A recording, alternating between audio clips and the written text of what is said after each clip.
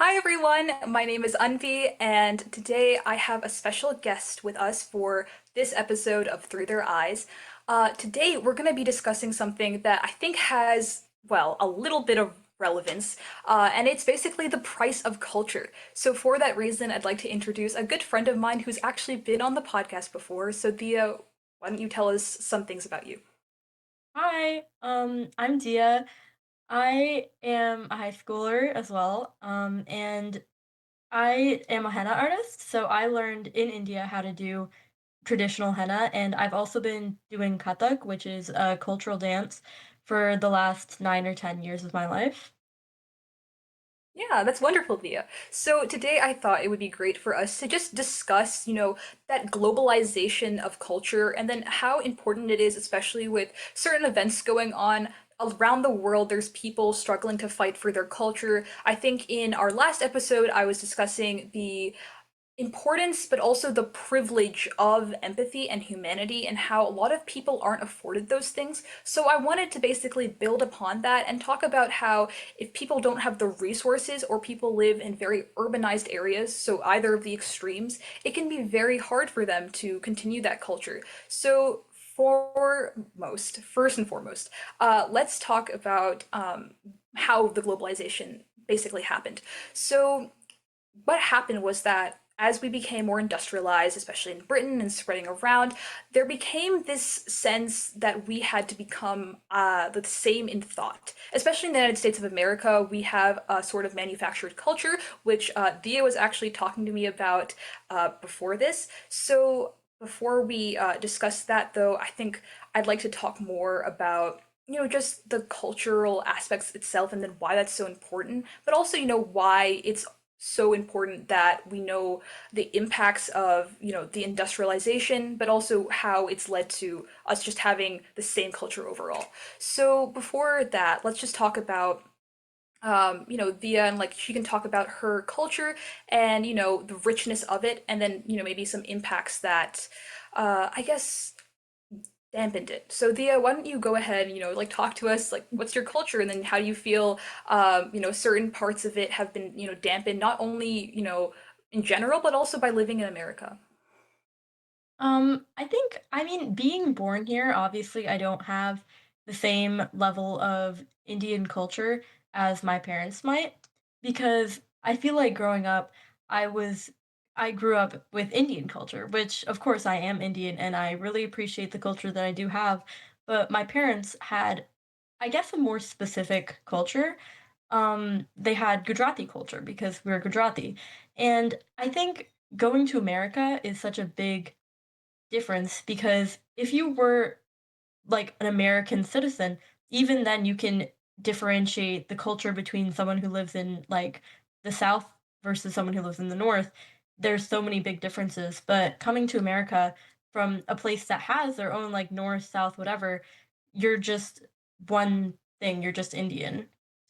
Um, yeah. And would you say that, to a lot of people around the world, despite our own, manufactured culture, which I'll get into, would you say that we're also just kind of considered Americans to other people, and that everyone from around the world is kind of just, them, regardless of the complexities that go into their self, like, their personalities and whatnot? Yeah, I think so. I mean, as much as I am Indian, I'm also like very American. And I think I fit in with America more than I do India because even though I was born and raised with Indian culture, I was still born in America. And obviously, I'm going to adopt the culture of my environment faster than what's being taught to me. Um, yeah. Yeah, I think that really stems into the whole idea of just like that global village and that whole I guess, need for everyone to have that same culture. It's a very big ideal, but I think a lot of the times people, as we go to more global unity, a lot of the times it's basically, I guess, correlated with everyone, having similar shared attributes. It's not really like rocket science to know that if people have shared attributes, they do get along more. And I think as as we become more globalized, that might have been one of the reasons why people were so into it. But I think now, because of that same globalization, a lot of these cultures, especially rich cultures like our Indian culture, but also Chinese culture and other cultures from around the world, they are being, well, for being completely honest, like erased, or at the very least extremely dampened. And especially by growing up in areas like the United States where our culture is just capitalism, to be quite frank again, it's just very disheartening to practice that Indian culture, practice those cultures that are very dear to us, that have been passed down to us from our ancestors, and then have it basically be erased or put into a specific box. So I just wanted to know, like, Dia, how do you feel your culture, your mixed culture of American and Indian descent, how do you think that's like helped you in your everyday life in general? Yeah, I do think that when people are talking about culture, they tend to confuse unity and conformity. And it's like you can be your own person and still be part of a group. And I think it's important to realize that me being Indian does not make me any less American, and me being American doesn't make me any less Indian. And I'm sure a lot of like people who've grown up with multiple cultures understand the struggles between like being too Indian to fit into American culture and too American to fit into Indian culture.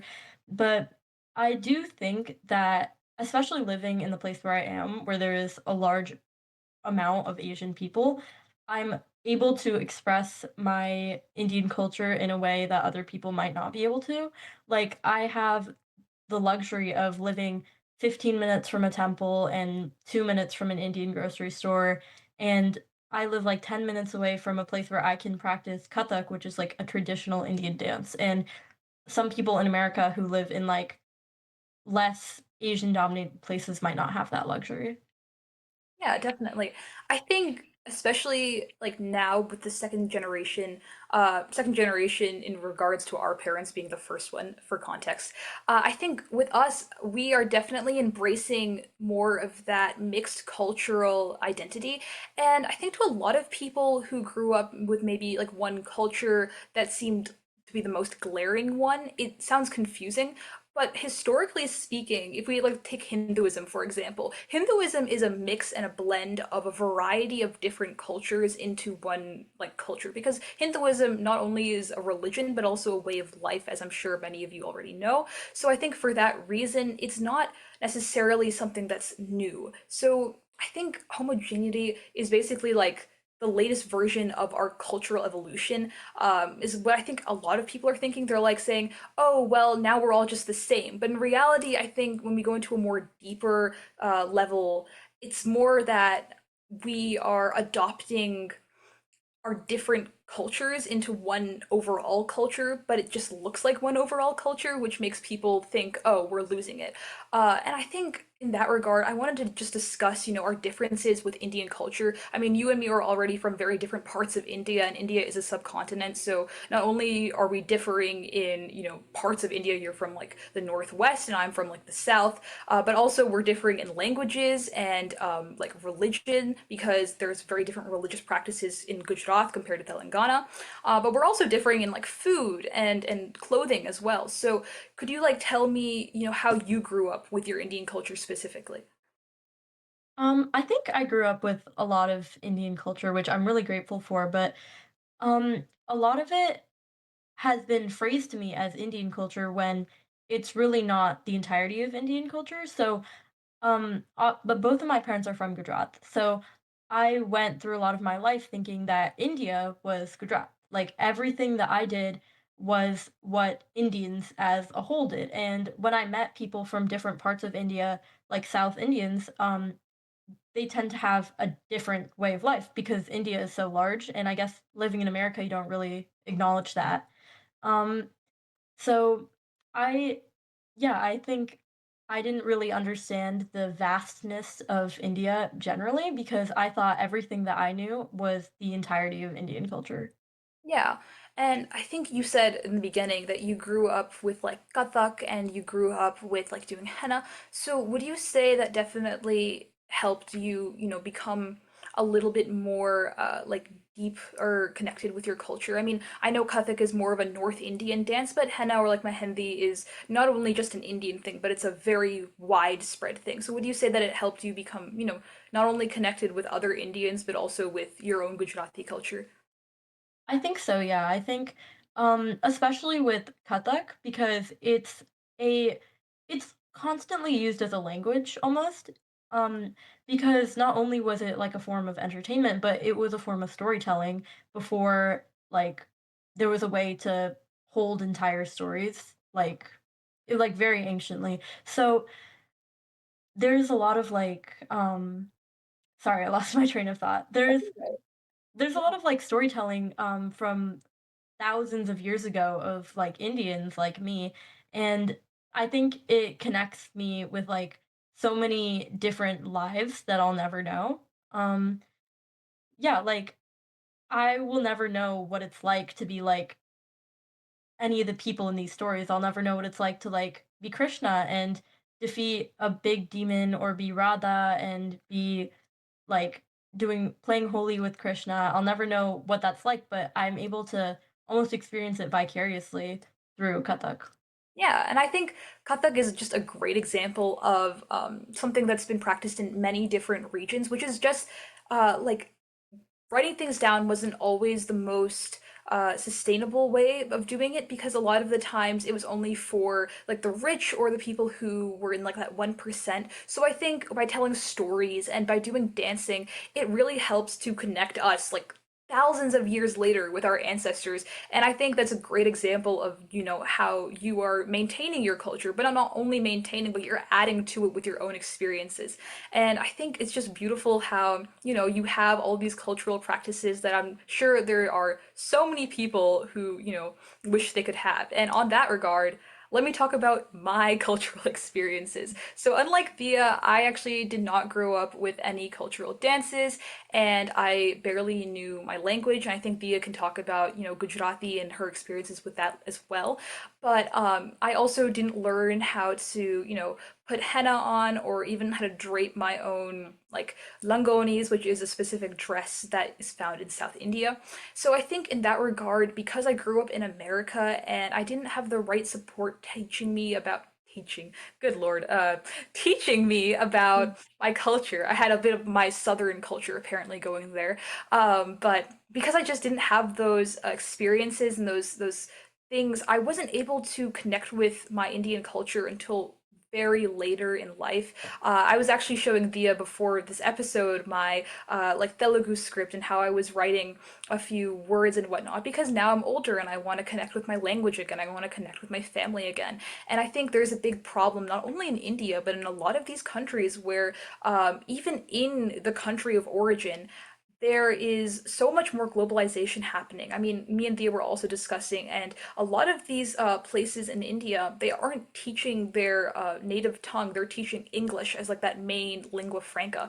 And I guess on a global standpoint, it's great because, you're learning English. You could talk to anyone, but on the downside, you're losing this large amount of culture which has been carefully curated by millions of people over like the span of thousands of years. So it's definitely a humbling experience when you look back at, your culture and you think, wow, this is what I'm learning. And I think that's what Dia was talking about when she was like discussing her Kathak experiences because that's such a humbling but also such a beautiful experience to look back and say these were all of the people that came before me, curated all of this for me, and I get to pass it on. And I think, despite me and Dia's like differences in, our cultural exposure, I think we both have this love for both of our cultures. But Dia, why don't you talk about, your experiences with Gujarati and your experiences with maybe like dripping a sari and, the Gujarati way of doing things as well? So again, I thought that the Gujarati way of doing things was the Indian way of doing things for a really long time. And I had met Anvi while I still thought that. So having like met and become really good friends with someone that had a very different culture and I thought we had the same culture, it was like kind of an eye-opening experience for me to say certain words or like things that I thought were global to India and her saying, "Oh, actually, we do it this way." Like how I drape a dupatta, I thought that was the correct way to do it, but it's the Gujarati way to do it. And I just think it's like it's nice to know that there's like I guess more going on to India than what I know, and I'd love to know more about it. But really what I know is what my parents have, which was Gujarati culture. And although I have a lot of Gujarati culture, Gujarat is a pretty small place and I have a very specific culture that I follow. And yeah, I just wish I had more understanding of other uh like regions of India.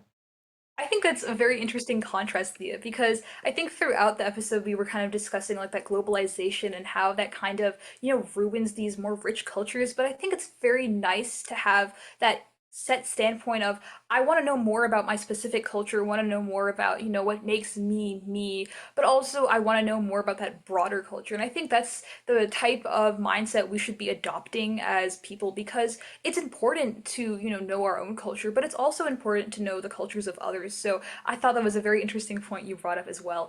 I also wanted to talk about just like that whole thing that I was seeing online, and it was especially in America how certain people they like to capitalize on like cultural aspects. Like for example, for India, there is a thing, and I'm pretty sure a lot of you, if you've been online, you know about it, but they call it Scandinavian scarves, and it's just a lehenga or it's like a dupatta, or it's just a dress with like a chunni on it. So it's just a complete copy, but it's marketed very differently.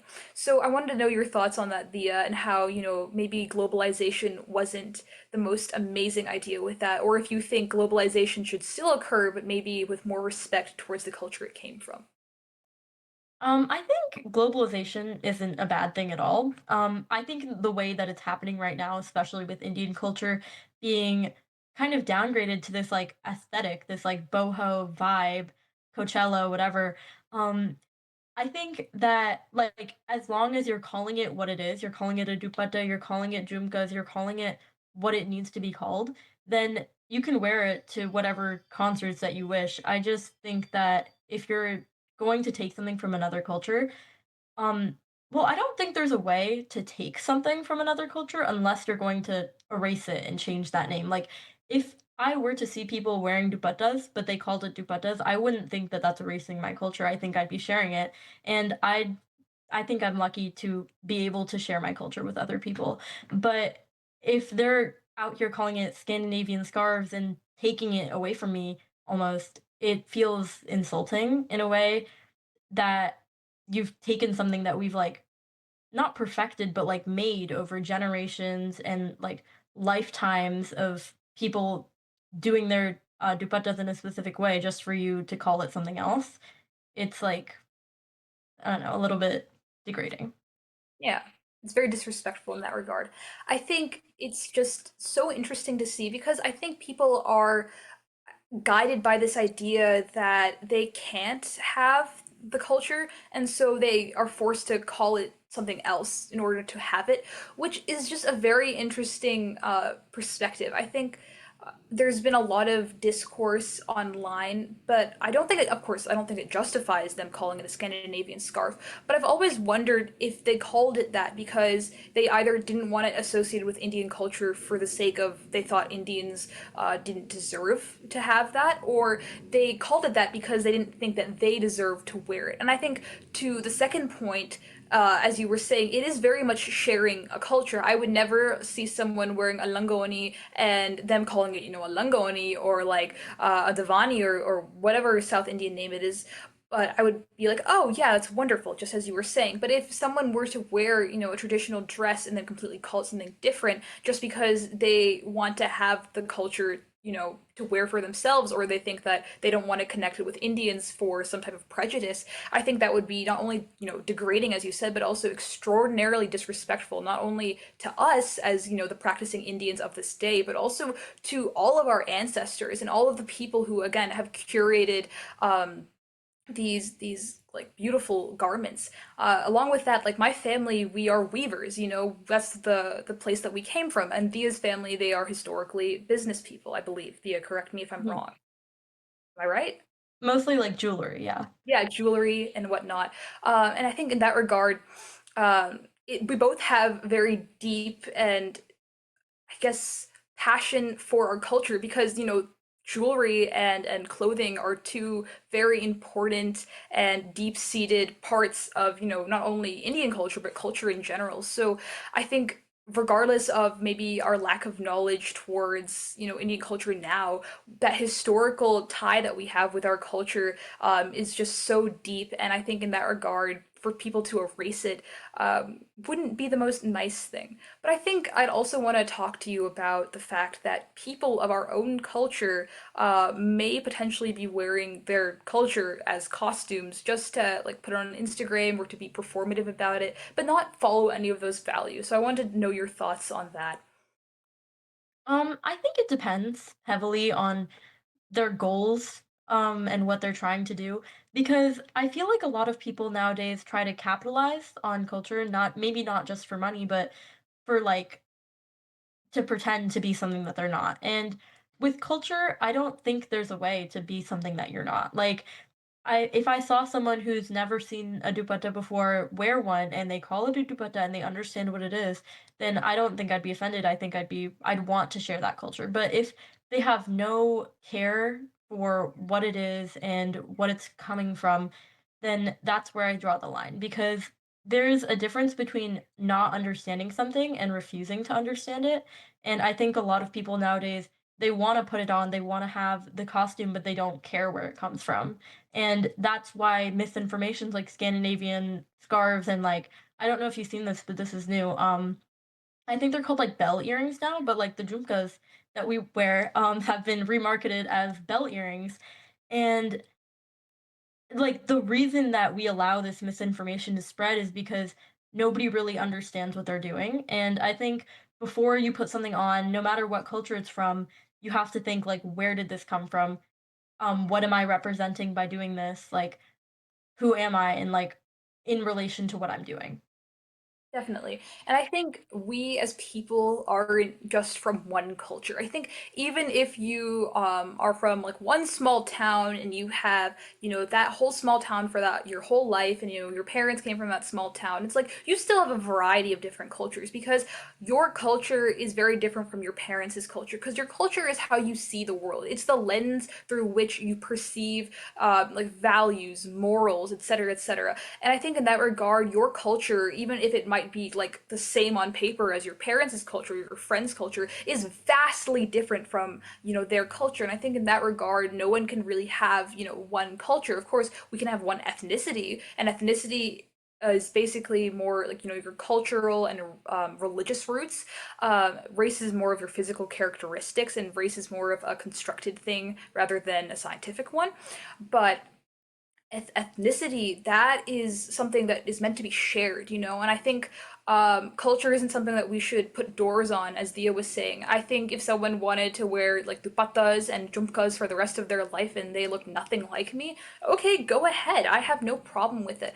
But I think especially it's just very harmful when people who do look like me and who have had parents, from those cultures, like refuse to understand where they're getting it from and then continue to, parade that misinformation. That I think is the most harmful because that is when you have a person who, is a part of all of these like requirements, and people who don't understand that, people from those cultures can like misinterpret their own culture, misinterpret in the sense of refuse to understand it, and not out of like a knowingness. I think that, as Dia said, a completely different thing.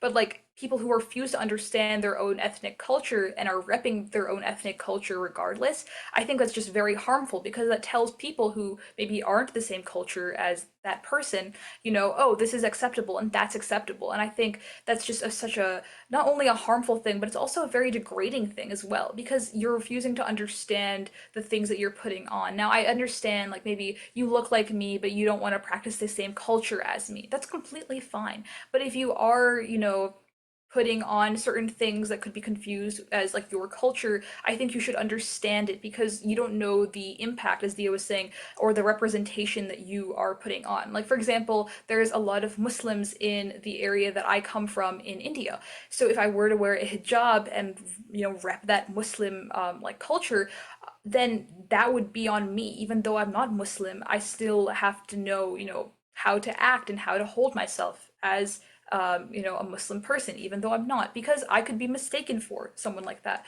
So I think just keeping all of those things in mind are just very, very important. And I want to know, Dia, like, do you have any additional thoughts on people who are from that culture, repping their culture, but in a way that just is not conducive to, the betterment of like other people's education or at least their own?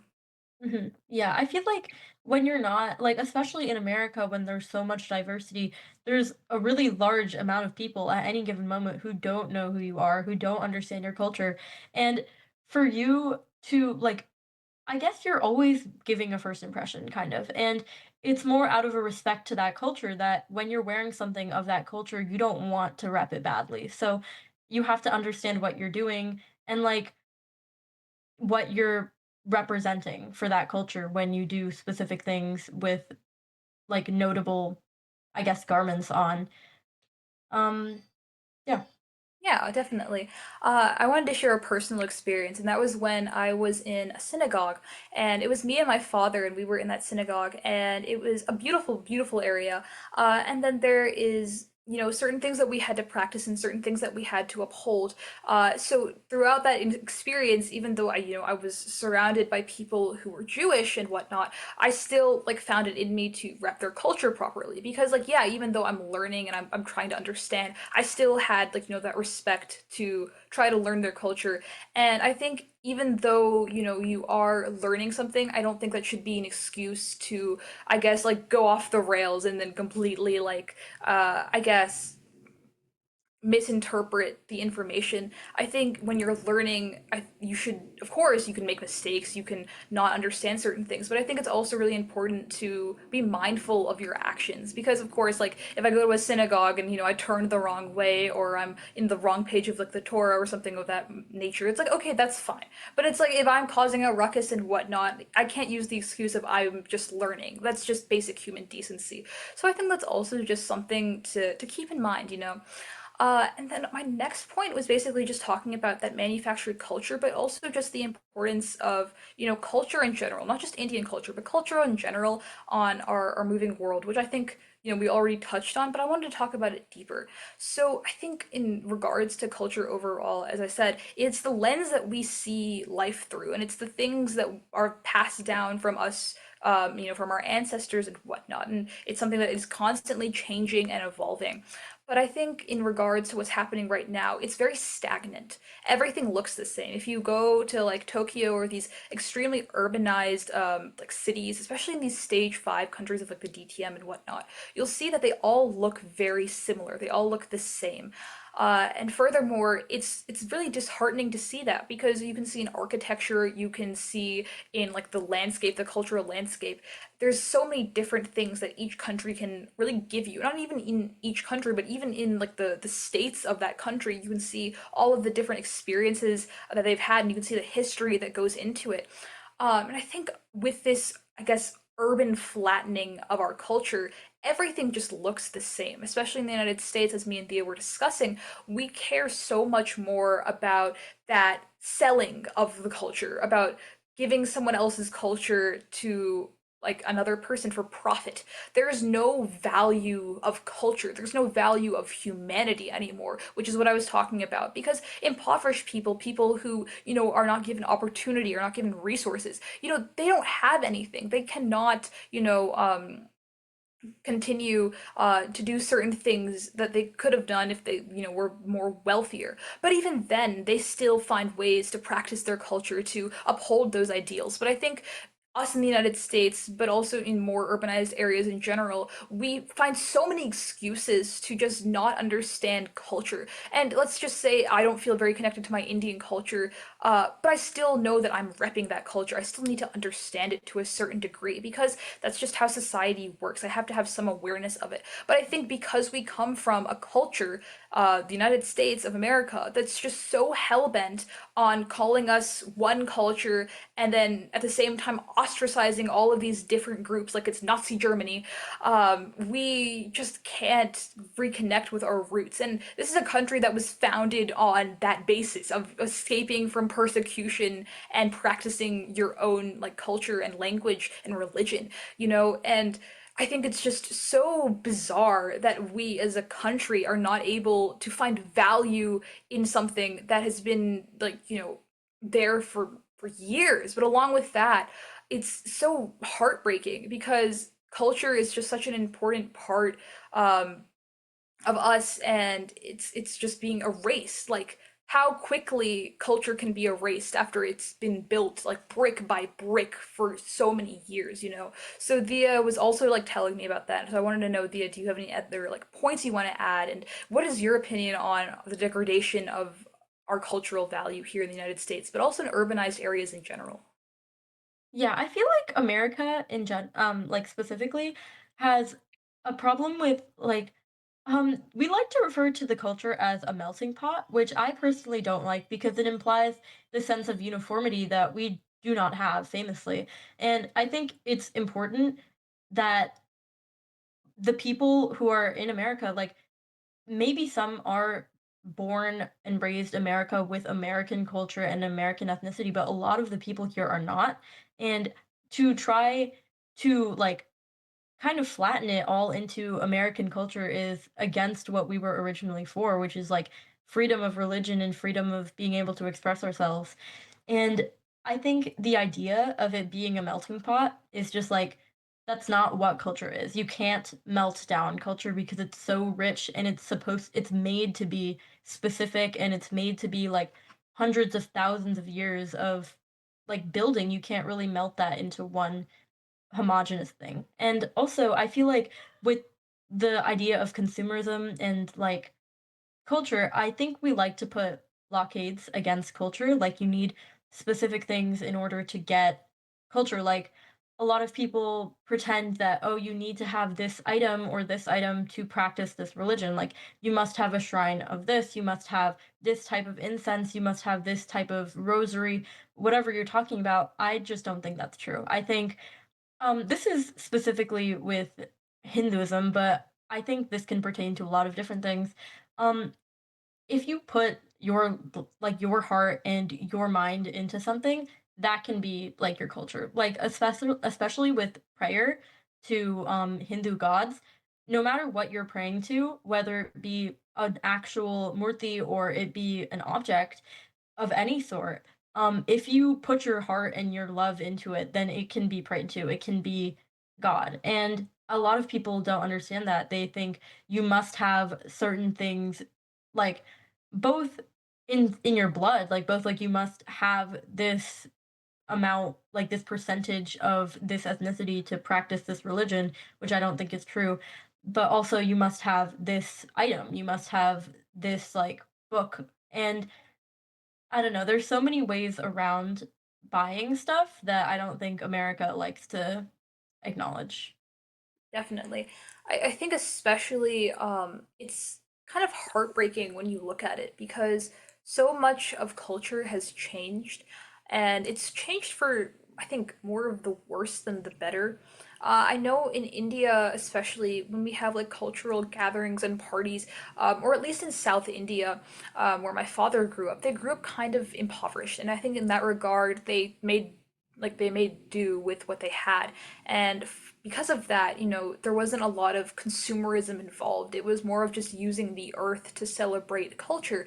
And I think in the United States, we're so far removed from not only like the earth. I know I'm turning into Ralph Waldo Emerson, aren't I? We have to go back to nature, everyone. But it's true. We do have to go back to nature. We have to go back to the earth that created us. We have to go back to our entirety. In Hinduism, like most ancient religions, because I went to Mexico and I learned about some Mayan practices and whatnot.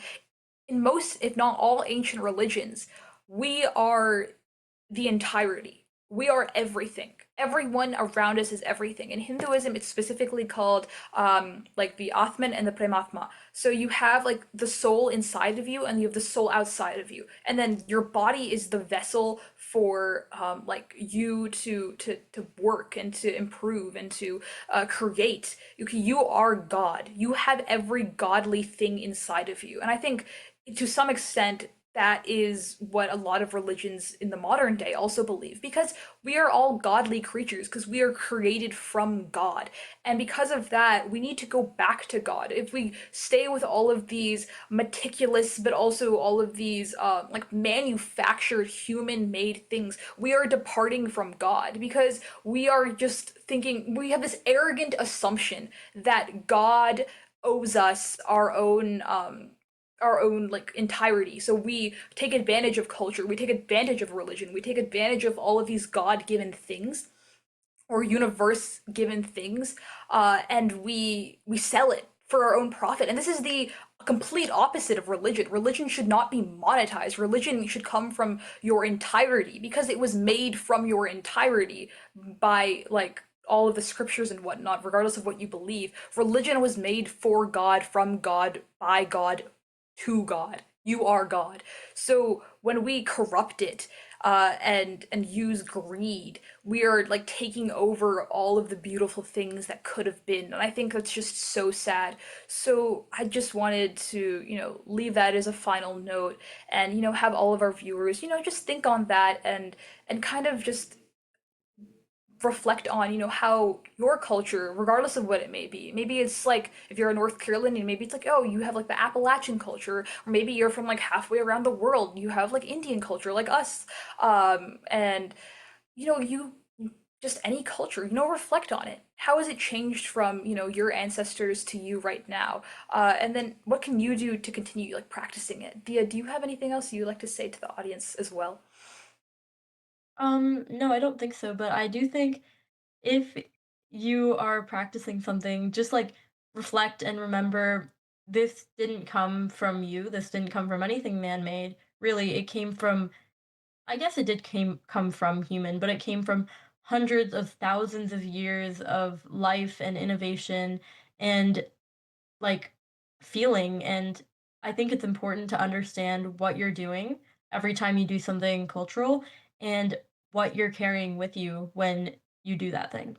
Yeah, definitely. And I think by remembering that like this culture is not yours, it is everyone's, it is like the entirety, by remembering that community aspect which humanity was born and brought up on, I think we can, take the next steps to, getting in tune with our own culture, but also by understanding the importance of it. So I think, not only that, but I think if you're more of like a younger person watching this, or even an older person, like what can you do right now to also you continue practicing your culture, and how can you keep it alive? And I think for me, I'm just gonna keep learning Telugu, and I'm gonna keep talking to my neighbors and learn more about their cultures as well. But I just want to continue learning about my culture, and I think Via, you want to continue doing henna and continue doing kathak. Is there anything else you'd want to do?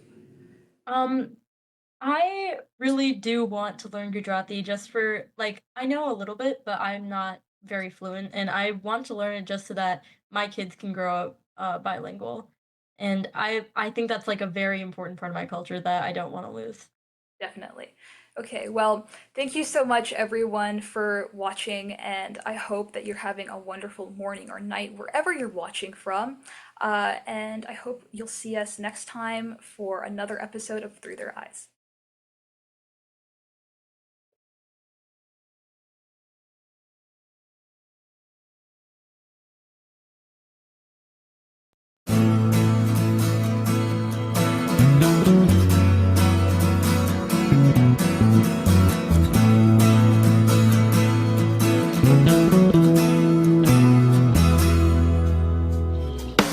You are tuned to the Nissan Communications Network. If you tuned in too late, you can always watch each program in its entirety or download an MP3 audio file of it in the archives section at nissancommunications.com. Don't forget to subscribe to our YouTube channel, follow us on Twitter, and like us on Facebook. Sponsored by StreamingGear.com and DeltaForce.net.